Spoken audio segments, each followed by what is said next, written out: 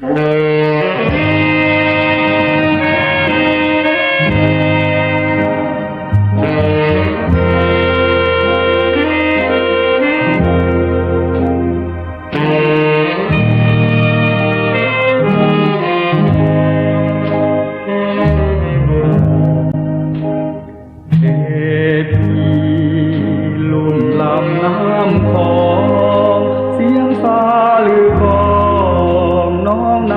สภา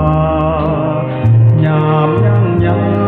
ยเสงี่ยมกายทีทาสวยสง่ากว่าหญิงแดนใดงามจริง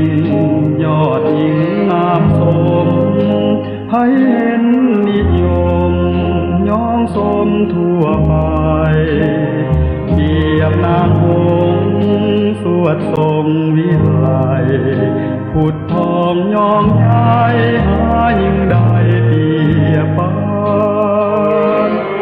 งามตามธรรมศาสตร์ทั้งมาลายาแสนอ่อนหวานงามซึ้งในดวงมาจิตใจสถานยามเจ้าทรงยิ้มมา